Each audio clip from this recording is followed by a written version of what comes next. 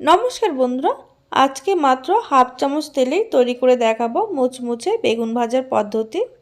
বেগুন ভাজা খেতে আমরা সবাই কিন্তু ভীষণ পছন্দ করি, কিন্তু এত পরিমাণে তেল লাগে বেগুন ভাজতে, তার জন্য কিন্তু এত তেলের ভয়তে অনেকেই বেগুন ভাজা খেতে পছন্দ করেন না। তাই আজকে একদম কম তেলে বা সামান্য তেলে কিভাবে মুচমুচে বেগুন ভাজা বানাবেন, তার জন্য এখানে দেখুন আমি একটা বেগুন ভালো করে ধুয়ে মুছে নিয়েছি। তারপরে বেগুনগুলোকে এরকম গোল গোল করে কেটে নিয়েছি। কেটে নেওয়ার পর কিন্তু এটা ধোয়া যাবে না। এবার উপর থেকে দিয়ে দিচ্ছি আমি হাফ চামচ মতো নুন, দিয়ে দিচ্ছি হাফ চা চামচ হলুদ গুঁড়ো। এবার উপর থেকে দিয়ে দিচ্ছি সামান্য পরিমাণে লাল লঙ্কার গুঁড়ো, আর দিয়ে দেব সামান্য চিনি। চিনি দিলে কিন্তু বেগুন ভাজাতে তেল কিন্তু একদমই টানে না, খুবই কম টানে, আর বেগুন ভাজাটা খেতেও কিন্তু ভালো হয়। এবার দেখুন সমস্ত কিছু দেওয়ার পর হাত দিয়ে এভাবে ঘষে ঘষে বেগুনটাকে কিন্তু ভালো করে মেখে নিয়েছি। এবার দেখুন এই পদ্ধতিতে বেগুন ভাজলে এর টেস্টটা তো ভালো হবে আর একদম মুচমুচে হবে। তার জন্য এখানে দেখুন নিয়েছি আমি 3 চামচ বেসন, দিয়ে দিলাম 1 চামচ চালের গুঁড়ো। চালের গুঁড়ো দেওয়ার কারণে কিন্তু বেগুনটা একদম মুচমুচে হবে। এটা মিশিয়ে নেওয়ার পর এবার এর মধ্যে দিয়ে দিচ্ছি সামান্য লাল লঙ্কার গুঁড়ো, দিয়ে দিচ্ছি সামান্য হলুদ গুঁড়ো, দিয়ে দেবো সামান্য ধনে গুঁড়ো, আর দিয়ে দিচ্ছি সামান্য পরিমাণে জিরের গুঁড়ো, দিয়ে দিচ্ছি এর মধ্যে স্বাদ মতো নুন।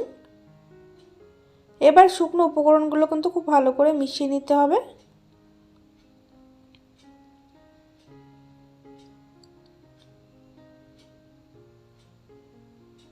মিশিয়ে নেওয়া হয়ে গেছে। এবার এদিকে দেখুন নুন হলুদ দিয়ে মেখে রাখা বেগুনটা, এবার এর যে মিশ্রণটা আমরা বানিয়েছি বেসন আর চালের গুঁড়োতে, এটাতে কিন্তু বেগুনটাকে খুব ভালো করে দুপাশটা লাগিয়ে নিতে হবে। ভালো করে লাগিয়ে নেওয়ার পর কিন্তু এটাকে এভাবে এক্সট্রা যে লেগে থাকবে গুঁড়োটা, সেটা কিন্তু এইভাবে ঝেড়ে ফেলে দিতে হবে। দেখুন এটা খুব ভালো করে লাগানো হয়ে গেছে, আমি আরেকটা লাগিয়ে নিচ্ছি।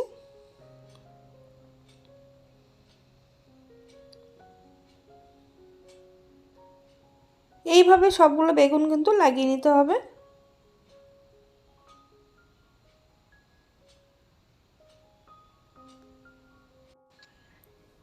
এখানে সবগুলো বেগুন ভাজার জন্য একদম রেডি করে নিয়েছি আমি। এবার এটাকে কিন্তু সঙ্গে সঙ্গে ভেজে নিতে হবে। তার জন্য একটা গ্যাসে ফ্রাই প্যান বসিয়েছি, এর মধ্যে দিয়ে দিলাম আমি হাফ চামচ মতো সাদা তেল। তেলটাকে এবার ব্রাশ দিয়ে খুব ভালো করে লাগিয়ে নিচ্ছি।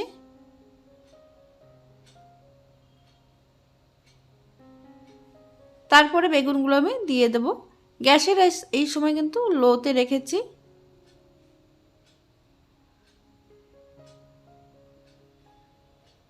দেখুন এখানে বেগুনগুলো দেওয়ার পর গ্যাসের আঁচ লোতে রেখে কিন্তু এটা ঢাকা দিয়ে একদম রেখে দেবো 2 মিনিট। আমি এটা কিন্তু একটু লো আঁচে ভাজতে হবে, একটু সময় নেই, তাহলে কিন্তু খুব সুন্দর ভাজা হবে।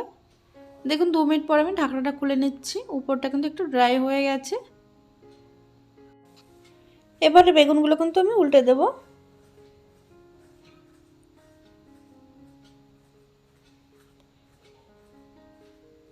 দেখুন তলার দিকটা কিন্তু একটু মুচমুচে হয়েছে।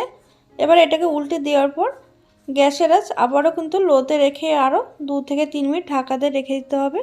এটা কিন্তু ঢাকা দিয়ে দিয়ে কিন্তু ভেজে নিতে হবে, তাহলে কিন্তু খুব সুন্দর এটা ভাজা হবে আর বেশ নরমও হবে। ভেতর দিকটা উপরে হবে ক্রিস্পি আর ভেতর দিকটা একটু নরম থাকবে। এবার দেখুন উপরে আমি হালকা একটু তেলটা লাগিয়ে দিচ্ছি ব্রাশ দিয়ে। দুপাশটা ঠিক এরকম উল্টে পাল্টে কিন্তু একটু সময় নিয়ে ভেজে নিতে হবে, তাহলে কিন্তু একদম মুচমুচে বেগুন ভাজা তৈরি হয়ে যাবে। এটা কিন্তু ঠান্ডা হওয়ার পরেও কিন্তু একদম নরম হবে না।